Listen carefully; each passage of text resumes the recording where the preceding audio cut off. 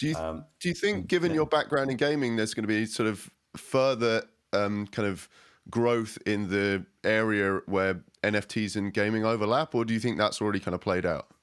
No, it's not even close to played out. What Right. I don't know is how big it's going to be, because Yeah. everyone looks at Axie and goes, "Oh, play to earn." But I think Axie is a one-off. There will be other games that do interesting things.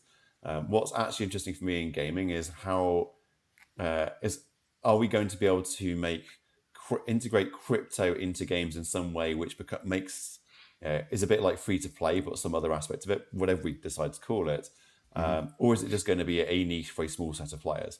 Because the thing about crypto in games is we don't actually know that.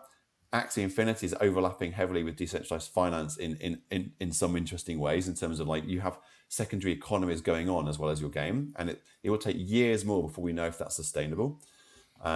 So I think the game area is like, there are hundreds of millions. In fact, I think possibly it might even be over $1 billion has gone into games in this year, game investments this year for game and crypto. But certainly hundreds of millions of dollars has, and if you include things like Flow. And I don't think anyone really knows how that's going to be used. There's a lot of game industry people that got involved who don't really understand crypto. So I think a lot of those products are going to crash and burn horribly. But also, I think we might well find that we get some new easy-to-use models, which will probably be quite part centralized, like we were saying earlier, Mike. But can we bring that to mainstream gamers? I don't know. I'm intrigued.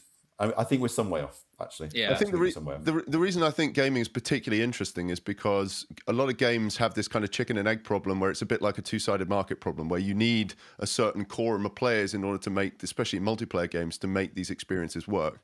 And one of the things that the NFT and crypto space has going for it is that it has this kind of horde of extremely motivated, energetic people who are just looking to experiment and play around and kind of get involved in new projects. So I think there's a lot that gaming companies can do to kind of use the fact that there's this cohort of extremely motivated early adopters to solve a lot of those what are traditionally quite hard kind of two-sided market problems. I think just my finishing point is that I think that for games and artists and probably some other creative spaces, like hopefully music as well and fashion, I think what crypto actually does is create an environment where, like, that 1,000 true fans thing can work for a lot of digital content where it couldn't work before. Where before, the only way people had before was to do a Kickstarter, but Kickstarter was inherently limited because you didn't really have ownership, but it was still very successful for a lot of people. Yep. But now you can get like a small group of people who might spend $100, $200, or $1,000 on your game that previously would only spend $30 or $50. And I'm not talking about rich crypto people here, because there's this myth that only rich crypto people will do this. If you look at how much people spend on their hobbies, people spend hundreds of pounds on their hobbies. Not rich people.